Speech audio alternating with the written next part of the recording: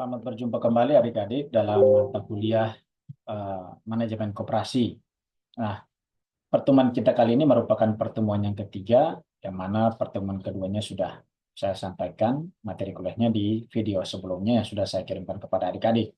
Nah, pada kesempatan ini di pertemuan ketiga mata kuliah manajemen koperasi, kita akan berbicara tentang perancangan dan inovasi pengembangan koperasi di bawah topik dari konsep ke implementasi serta inovasi untuk keberlanjutan atau sustainability koperasi.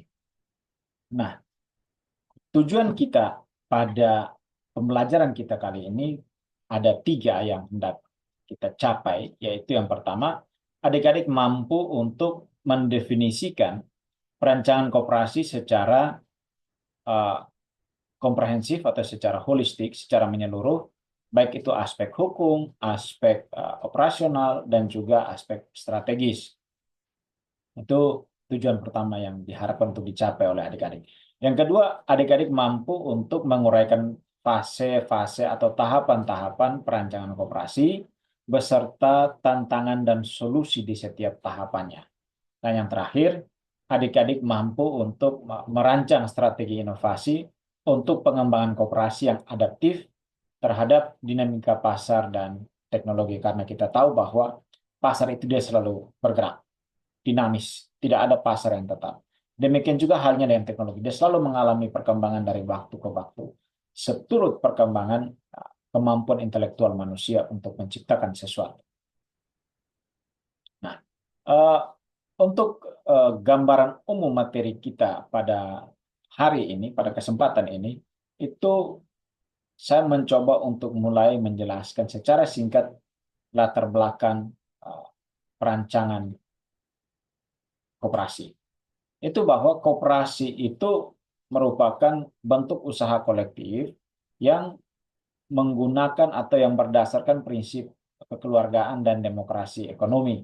Demokrasi ekonomi ya, berarti dia berbeda dengan sistem kapitalis atau sistem sosialis dalam ekonomi. Dia menggunakan demokrasi ekonomi. Artinya semua orang berpartisipasi secara sehat dan terbuka dengan menggunakan prinsip kekeluargaan. Nah, data dari Kementerian Koperasi dan UKM pada tahun 2023 itu di Indonesia terdapat 127.000 koperasi. Namun sayangnya dari 127.000 koperasi yang ada di Indonesia itu hanya 15% yang aktif dan juga yang sehat. Kalau aktif saja mungkin bisa lebih dari 15%, tapi aktif dan sehat. Terkait jumlah koperasi yang aktif, silakan dicek di video perkuliahan kita sebelumnya di pertemuan kedua. Sementara yang aktif itu menurut laporan hanya 15%. Kenapa? Hanya 15% yang sehat dan yang aktif. Sementara 85%-nya itu sakit. Itu kan menjadi satu tanda tanya besar. Gitu. Nah, salah satu penyebab utamanya karena koperasi itu dirancang atau direncanakan secara kurang matang dan kurangnya inovasi yang berkelanjutan. Sehingga koperasi itu dia ibaratnya hidup segan mati tak mau. Itu kurang lebih gambaran singkat mengenai koperasi yang ada di Indonesia. Sekarang kita lihat contoh koperasi-koperasi yang mampu bersaing dan mampu bertahan dan koperasi yang sehat. Misalnya koperasi batik mandiri. Nah, koperasi batik mandiri ini dia berhasil, ya, lokasinya di Jogja ya. Dia berhasil meningkatkan omset atau penjualannya menjadi 300% dalam 3 tahun dengan merancang strategi pemasaran digital dan diversifikasi produk. Nah, pemasaran digital artinya mereka menggunakan platform pengurus koperasi, itu menggunakan platform-platform teknologi, platform-platform pemasaran, platform-platform media sosial yang ada untuk mengiklankan, untuk memasarkan produk dan atau jasanya.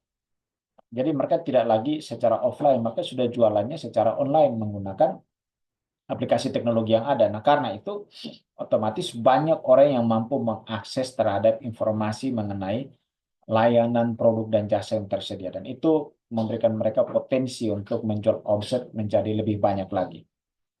Nah, Lalu contoh sukses yang kedua itu koperasi simpan pinjam mitra usaha di Bali. Itu koperasi ini sudah menggunakan aplikasi mobile untuk transaksi keuangan mereka. Nah, karena itu ini kan memudahkan anggota koperasi untuk bertransaksi untuk bertransaksi dengan menggunakan uang mereka yang ada di koperasi. Oleh karena kemudahan bertransaksi ini, maka uh, penggunaan aplikasi mobile ini menarik lebih banyak minat orang untuk bergabung menjadi anggota koperasi. Nah, oleh karena itu terjadi peningkatan anggota dalam waktu 2 tahun dari 200 orang anggota menjadi 1.500 orang anggota koperasi.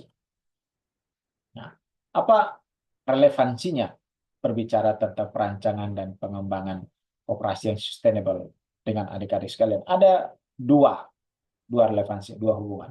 Yaitu yang pertama, adik-adik mampu untuk eh, apa namanya merancang minimal dalam pikiran itu merancang koperasi yang sustainable dan juga menggunakan prinsip manajemen modern (POAC). Nah, terkait POAC itu silakan dicek di video pembelajaran sebelumnya.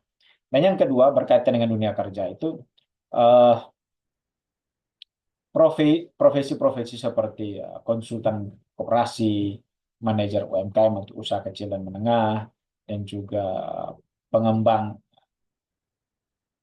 CSR perusahaan, tanggung jawab sosial perusahaan, itu membutuhkan pemahaman tentang perancangan dan inovasi. Besok lusa kalau adik-adik pengen punya usaha sendiri, paling tidak adik-adik sudah punya pemikiran bagaimana merancang dan mengembangkan suatu usaha atau badan usaha yang inovatif dan sustainable juga adaptif. Itu relevansi untuk kita berbicara tentang perancangan dan inovasi koperasi yang sustainable atau yang berkelanjutan. Sekarang kita lihat materi utama dari pertemuan ketiga kita pada kesempatan kali ini. Itu kita mulai dengan pemahaman tentang perancangan koperasi. Apa yang dimaksudkan dengan perancangan koperasi? Nah, perancangan koperasi itu merupakan suatu proses yang sistematis untuk membangun kerangka kerja organisasi yang mencakup visi misi, struktur kelembagaan, rencana bisnis, dan strategi operasional untuk mencapai tujuan ekonomi dan sosial anggota koperasi itu sendiri. Nah, ada beberapa komponen utama di dalam perancangan koperasi. Yang paling pertama itu adalah visi misi. Nah, vision, penglihatan, sesuatu yang jauh di sana yang mau dicapai, atau sesuatu yang ideal, suatu cita-cita koperasi itu didirikan. Atau yang secara sederhana, koperasi ini mau apa? Kita mendirikan koperasi ini mau apa? Mau kemana? Itu yang dimaksud dengan visi organisasi. Saya coba untuk menyederhanakan pemahaman tentang visi. Contoh misalnya, visi koperasi menjadi koperasi yang terdepan dalam pemberdayaan ekonomi anggota melalui layanan yang inklusif. Jadi koperasi itu dia mau menjadi koperasi yang terdepan, yang paling berada di depan untuk pemberdayaan ekonomi anggotanya dengan pelayanan yang inklusif. Lalu bagaimana misinya? Misi itu ejawantah dari visi. Apa yang seharusnya dilakukan, diaktifkan untuk tiba kepada visi.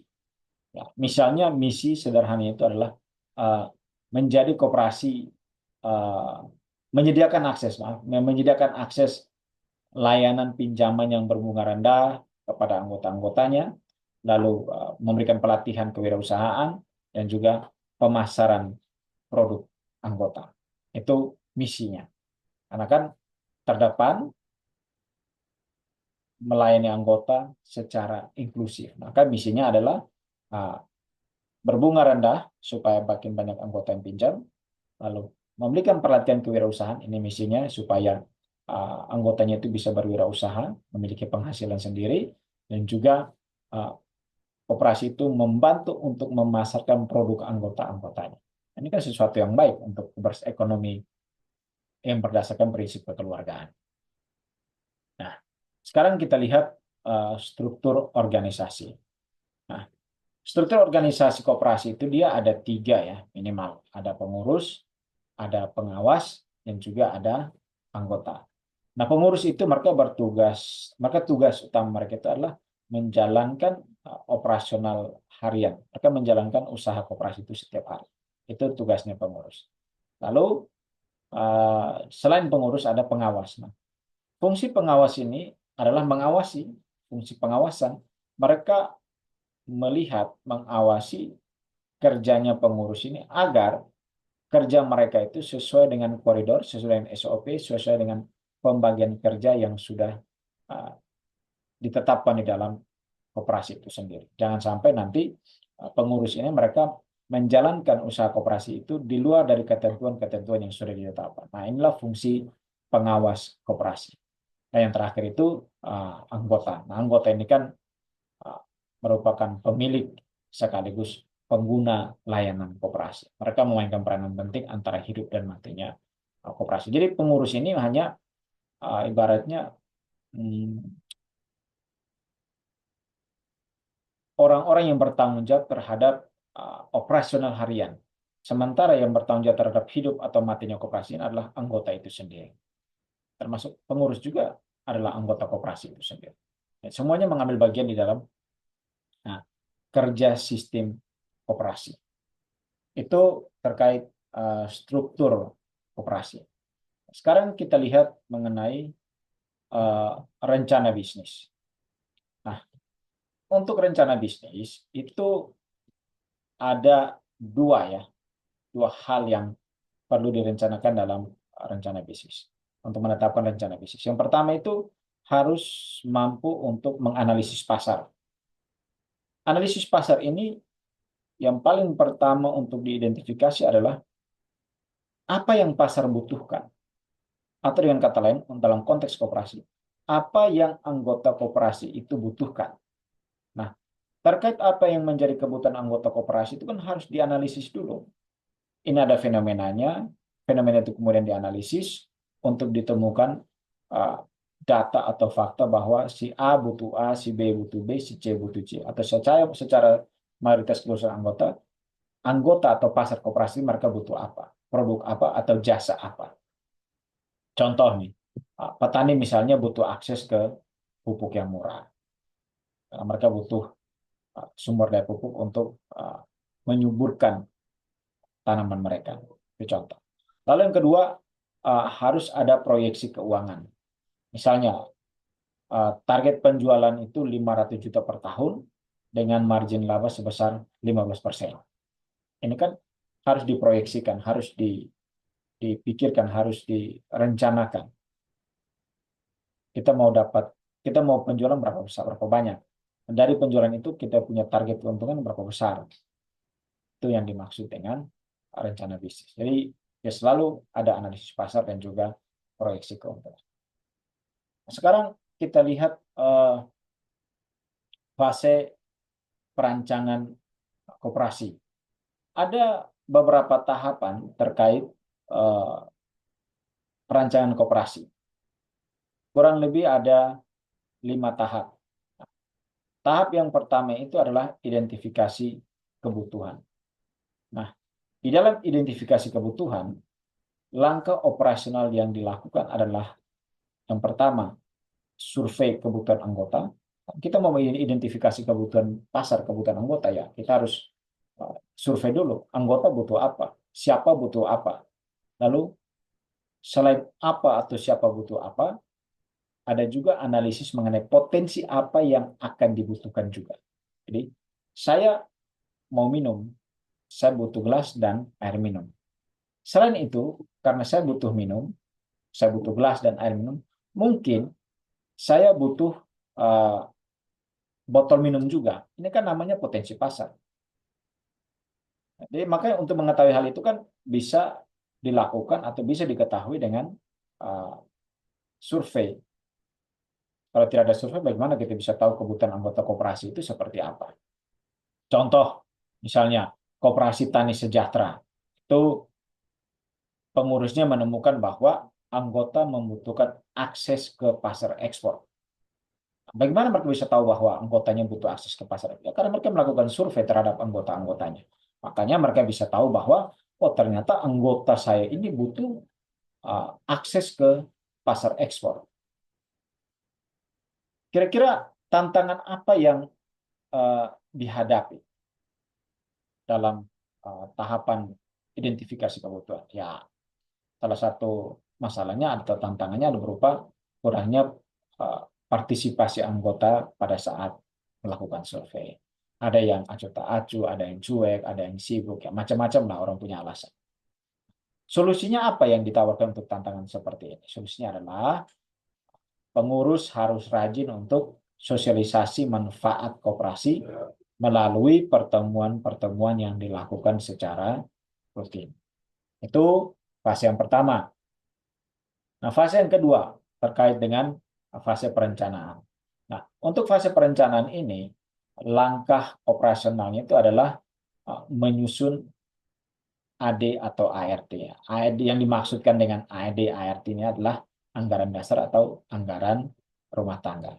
Ada dua, anggaran dasar anggaran rumah tangga itu yang pertama. Lalu yang kedua itu adalah membuat rencana bisnis mungkin 3 tahun atau 5 tahun atau bahkan bisa jadi 10 tahun.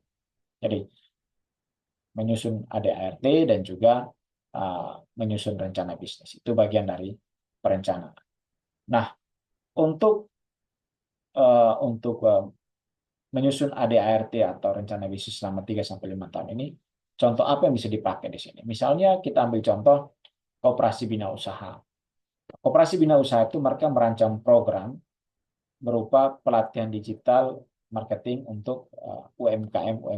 Nah, pemilik UMKM ini kan anggota-anggota koperasi itu sendiri. Nah, jadi bagaimana mereka merancang kegiatan program pelatihan untuk pemasaran secara digital? Karena anggotanya memiliki usaha-usaha kecil. Ini kan sangat membantu untuk penjualan produk dan atau jasa para anggota koperasi itu sendiri. Nah, tantangan apa di fase perencanaan ini? Tantangannya itu biasanya berupa keterbatasan dana untuk menyusun dokumen. Ya, karena untuk buat kegiatan pasti kita butuh dana. Dananya dari mana? Koperasi ini kan dia hidup dari partisipasi aktif, simpan dan pinjam dari anggota koperasi itu sendiri. Nah, untuk tantangan seperti ini, solusinya apa yang kira-kira yang bisa ditawarkan? Solusinya bisa berupa memanfaatkan bantuan teknis dari misalnya dinas sosial atau dinas koperasi atau bantuan sosial dari entitas-entitas bisnis lainnya atau entitas-entitas sosial lainnya. Itu solusi yang bisa ditawarkan untuk tantangan yang dialami di fase yang kedua. Nah, fase yang ketiga itu adalah fase legalitas. Nah, di dalam fase legalitas ini ada dua langkah operasional. Ini berkaitan legalitas, berkaitan dengan izin ini, berkaitan dengan hukum. Nah, itu langkah operasional itu berupa pengajuan badan hukum ke Kementerian Koperasi dan UKM. Harus kalau mau mendirikan koperasi ya harus ada izin operasionalnya.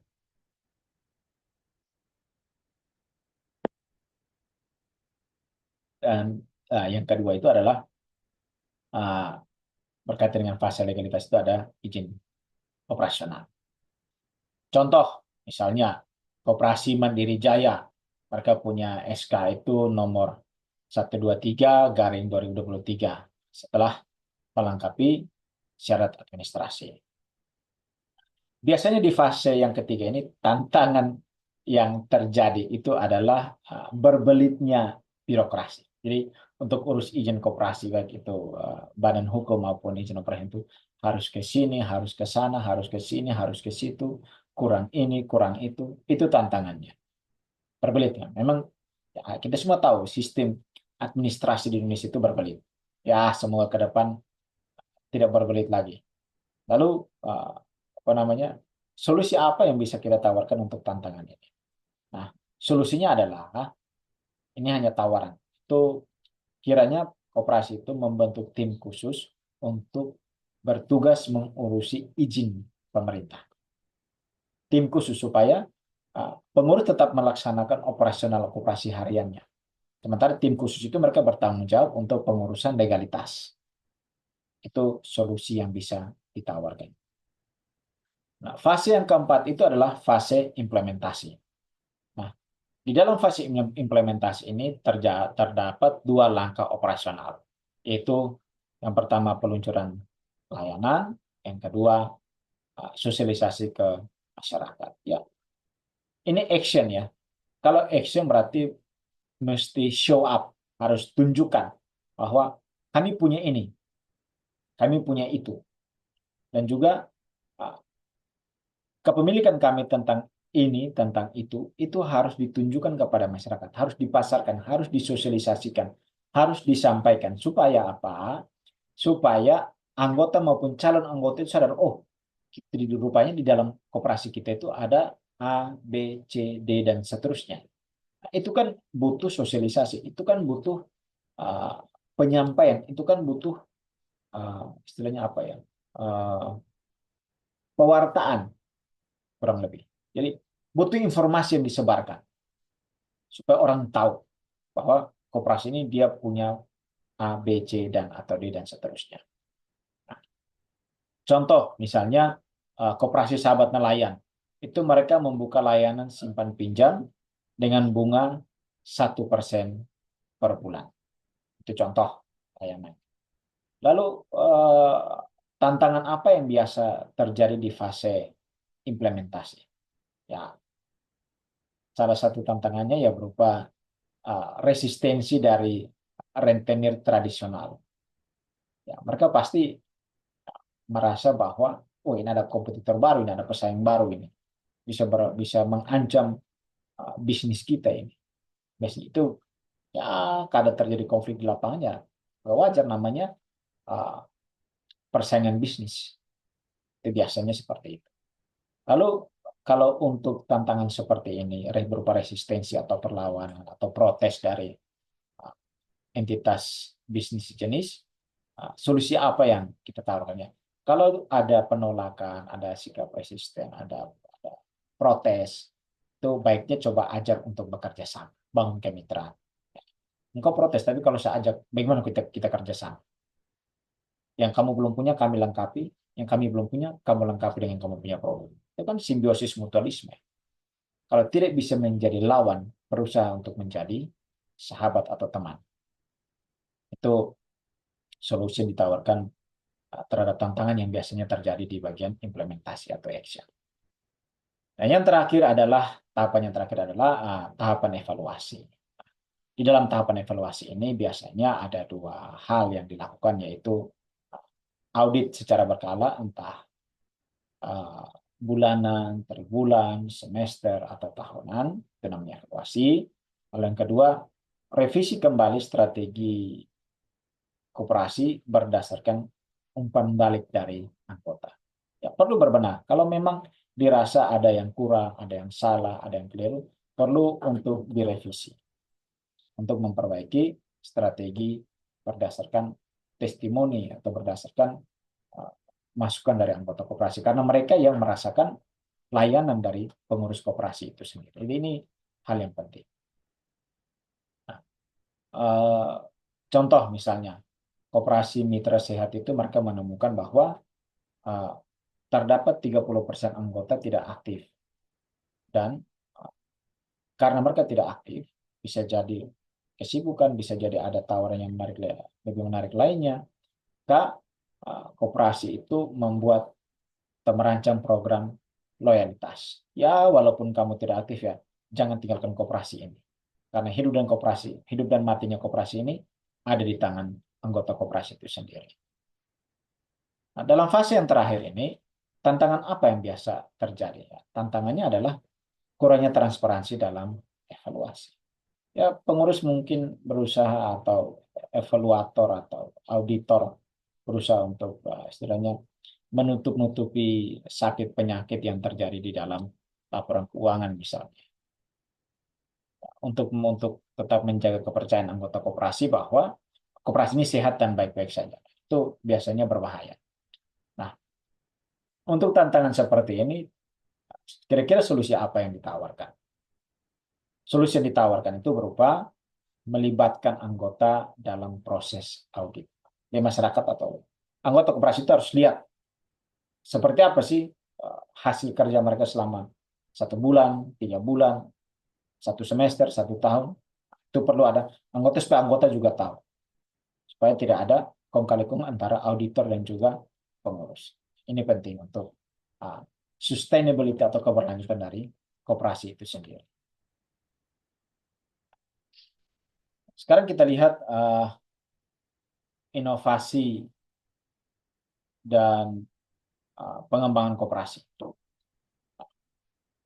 Untuk strategi inovasi, itu yang pertama itu misalnya ada digitalisasi layanan. Misalnya, pelayanan misalnya pembukaan rekening atau apa itu kan selama ini orang lakukan secara konvensional. Calon anggota datang bawa KTP, bawa sejumlah uang, bawa kelengkapan administrasi lainnya untuk datang buka rekening atau buka tabungan di koperasi unit A, B, C, D, dan seterusnya. Itu konvensional. Tapi dengan menggunakan layanan digital, tidak perlu lagi, cukup scan, upload saja. Dengan sendirinya, keanggotaan terdaftar dan aktif. Contoh misalnya koperasi digital mandiri. Itu mereka koperasi itu meluncurkan aplikasi e-wallet ya untuk transaksi simpan pinjam. E-wallet, electronic wallet, dompet elektronik. Dompet untuk simpan. Dompet biasanya kan orang menyimpan uang di dompet. Kalau secara konvensional orang menyimpan uang, menyimpan KTP dan sebagainya itu kan di dompet. Nah, dompet itu dibawa ke sana kemari, ada risiko jatuh, hilang, dicuri orang dan seterusnya. Nah, kalau ada aplikasi e-wallet, tidak perlu lagi membawa dompet dan uang cash, cukup simpan aja semuanya secara elektronik. Kalau butuh transaksi pinjaman, tinggal ajukan pinjaman saja. Kalau butuh transaksi mau simpan ya, tinggal simpan aja duitnya. Dan tidak perlu ribet. Nah, keuntungannya apa? Keuntungan dengan menggunakan layanan digital atau digitasi layanan itu efisiensi waktu, tenaga, biaya, jangkauan lebih luas dan efektif dan efisien hal-hal lainnya. Tidak perlu buang waktu, tenaga, tidak perlu ambil risiko untuk pergi. Jadi dia lebih efektif, efisien, aman, dan tidak memakan biaya yang tinggi. Itu keuntungan dari digitalisasi lain. Yang kedua itu diversifikasi produk. Diversifikasi itu yang seperti tadi saya bilang, ada pembedaan produk. Produk A, produk B, produk C, produk D, dan seterusnya. Diversifikasi, dibeda-bedakan, dipilah-pilih, dipisah-pisahkan. Varian produk atau variasi produk. Contohnya misalnya, koperasi kreasi handmade, itu mengubah limbah plastik menjadi tas. Ada juga kalau adik-adik jalan-jalan di Kota Kupang, ada juga koperasi-koperasi yang anggota-anggotanya itu mereka menggunakan limbah kain bekas, kain sisa, kain tenun, motif daerah, itu mereka olah kembali menjadi tas, menjadi sendal, menjadi sepatu, yang menjadi pakaian juga bisa, menjadi tapak meja juga bisa. Mereka olah kembali potongan-potongan kain sisa dari para penjahit itu, dirangkai kembali menjadi produk yang memiliki nilai jual. Itu salah satu contoh. Tapi ada juga tantangan pada diversifikasi produk ini, ya tergantung pada SDM dan seberapa kreativitas anggotanya atau pengurusnya. Itu salah satu tantangannya. Untuk mengatasi tantangan seperti apa? Ya, kolaborasi dengan lembaga pelatihan. Mereka yang bergerak di bidang daur ulang sampah. Supaya kalau koperasi ini punya produk A, koperasi ini punya produk lain lagi. Jangan semua koperasi punya layanan yang jasa dan produk yang sama.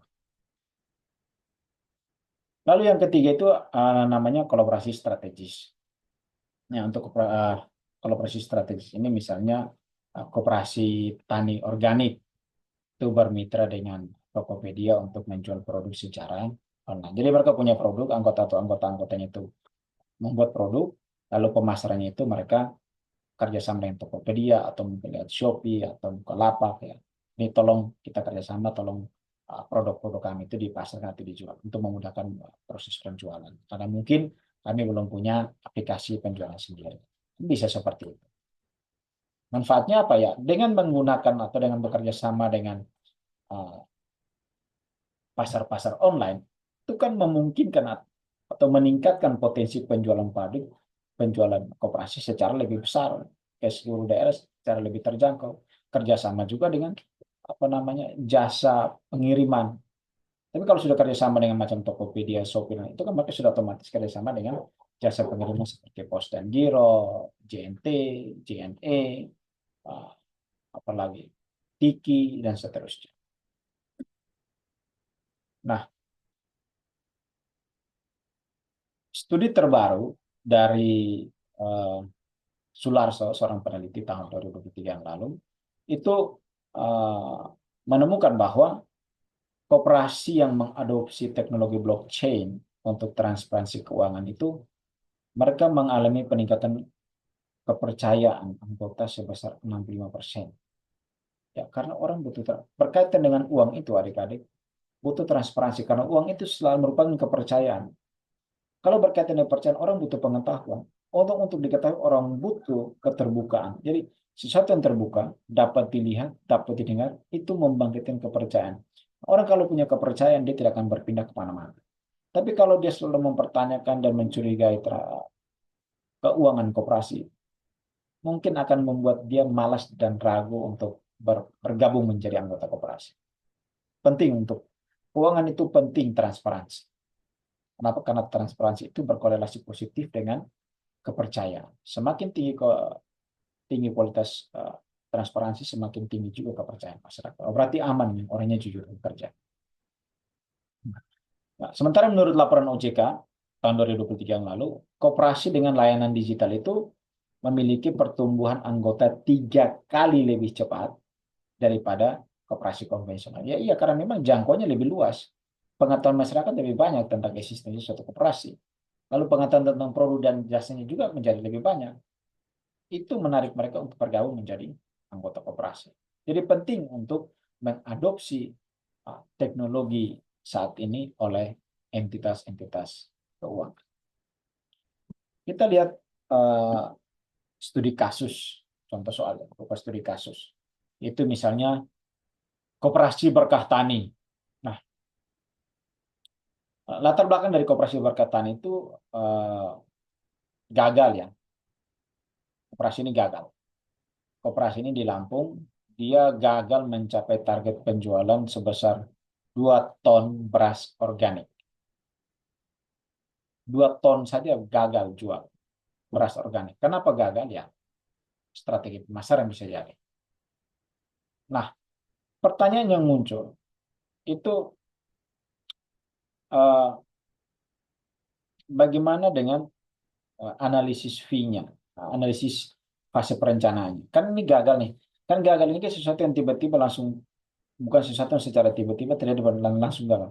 Kan kita sudah, saya sudah jelaskan sebelumnya ada berapa fase kan, ada perencanaan. Nah, kenapa dia gagal? Coba kita evaluasi kembali perencanaannya.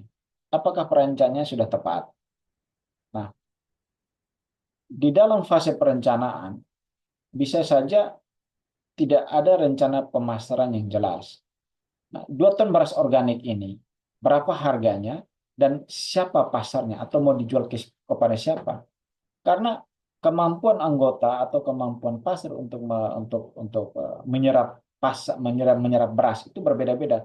Ada yang sanggup menyerap beras yang harga 7.500. Ada yang sanggup menyerap harga beras organik dengan harga 10.000. Ada juga yang mampu menyerap hingga 15.000.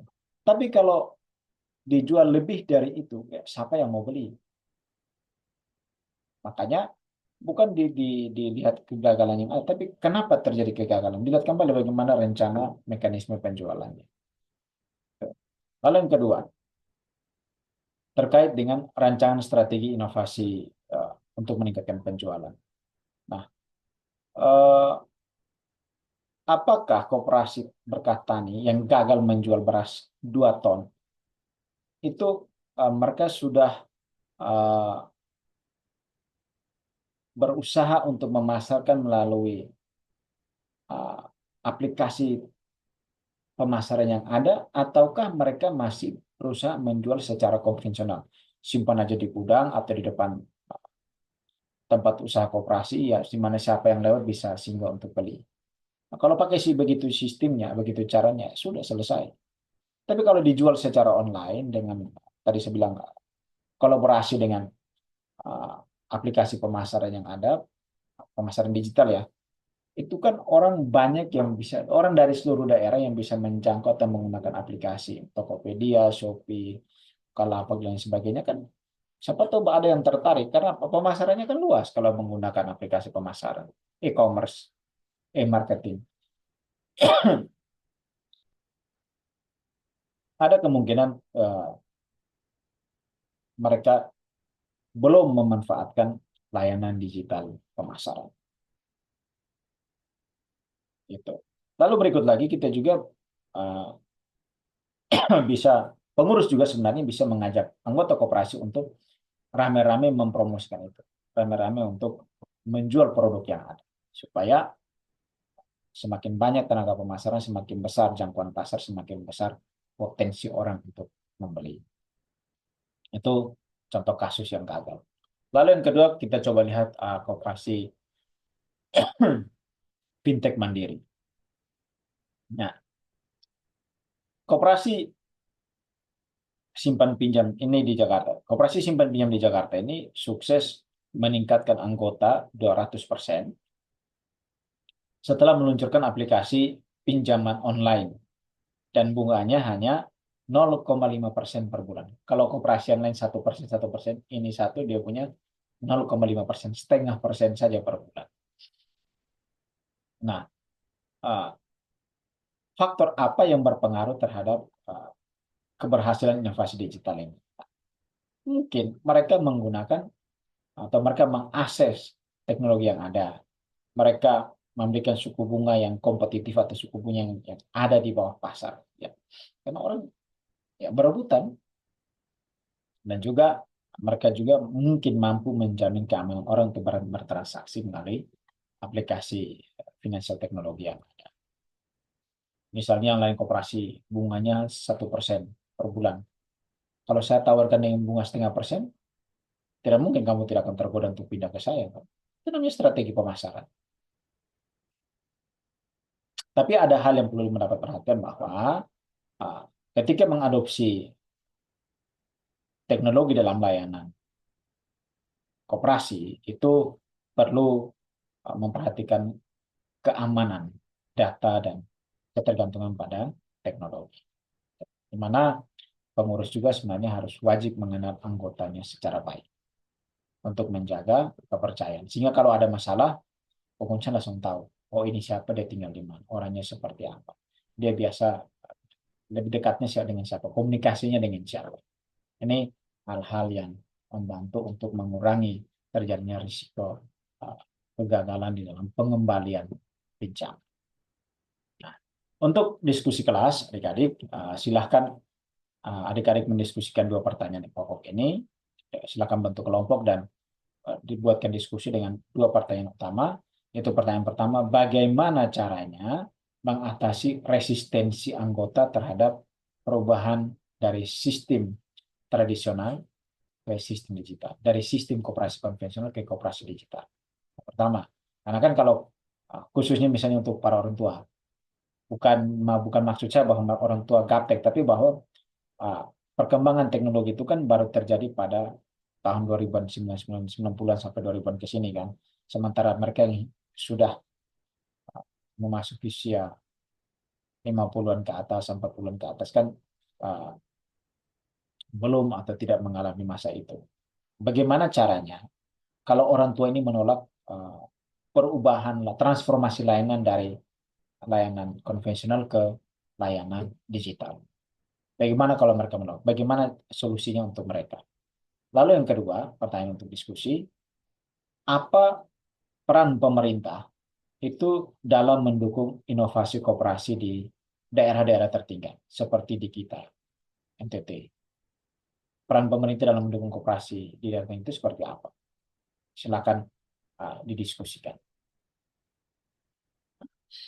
Setelah kita berbicara tentang perancangan inovasi koperasi yang berkelanjutan dan sustainable, ada beberapa hal yang dapat saya rangkum dari materi perkuliahan kita pada kesempatan ini, yaitu yang pertama bahwa perancangan koperasi itu memerlukan analisis kebutuhan yang mendalam, perencanaan dokumen, dan juga legalitas yang jelas dan pasti.